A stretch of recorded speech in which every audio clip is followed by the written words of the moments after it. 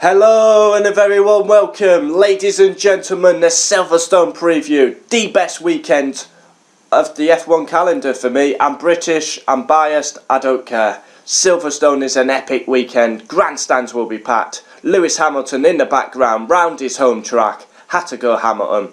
As we're in the Silverstone Grand Prix, Silverstone, built in a disused airfield and steeped in F1 history.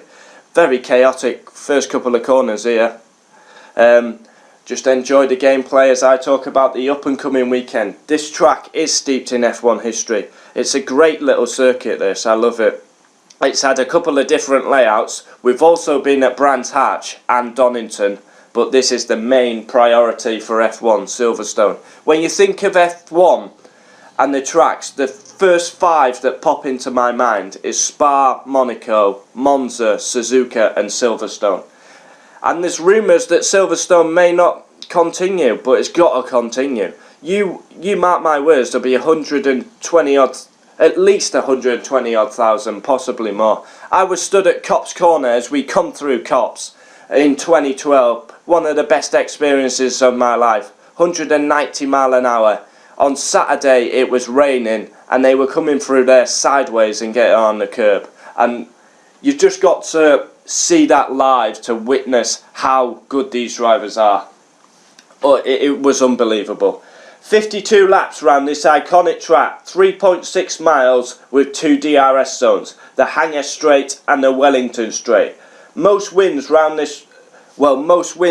at the British Grand Prix is Alain Prost and Jim Clark, both with 5. Lewis Hamilton has 4. 2008, 2014, 2015 and 2016. We remember last year's race coming into turn 1 as we go through turn 1 now. Everyone was going off, weren't they? It was a pretty good race last year, to be fair.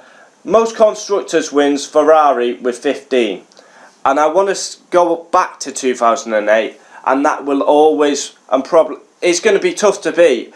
2014 at Bahrain was Hamilton at his very best, but 2008, I'm going to find it hard for anything to top that win. 2008, round Silverstone, he was in a class of 1. If anyone ever doubted him that he was a great F1 driver, you just need to watch that race, because he was in a class of 1 that day. You have Massa, who spins 5 times on the same day, and Lewis Hamilton won by a full minute. I mean, what a Grand Prix that was. Absolutely pissing down with rain.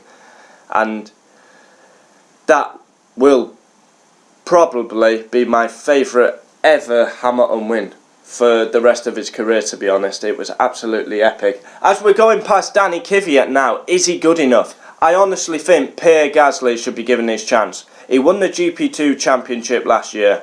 He's racing in Japan this year, a bit like Stoffel Van Dorn did. Won the GP2 championships, going to Japan. Hopefully he gets his chance next year. And Max, frustration, cannot finish a race at the minute, becoming increasingly frustrated at Red Bull and their unreliability. He's getting battered by Daniel Ricciardo. I worked it out yesterday, right? Daniel Ricciardo in the last 3 races has finished third, which is 30, and he won a race, which is 25. So he's basically got 55 points to Max's none. And yeah, it's obviously not Max's fault, but he's getting hammered by Ricciardo. Unreliable Red Bull, and rumours has it he wants to go to Ferrari. Who wouldn't want to drive for Ferrari? Basically, I could see this happening, right? Kimi retires, Max goes to Ferrari, Sainz to Red Bull, Gasly gets his chance. Anyway, Silverstone, can't wait. I'll be watching the F1 show, hour on the main grid. It's always a good watch. Penalty shootout 1 year. Interview all the drivers. Make sure you watch that. Can't wait. Vettel's extended his championship lead. This is the best bit of the circuit for me. Copse, Maggots, Beckett, onto Chapel, down the Hanger Straight, open the DRS. What a circuit. I'm proud to be from the UK. That may have sounded quite bent, but you got to get fired up for the weekend. Vettel's extended his championship lead to 20. Valtteri Bottas is coming into the frame. He's only 15 behind Hamilton, I think, now. So yeah, I'm going to say Lewis Hamilton will bounce back.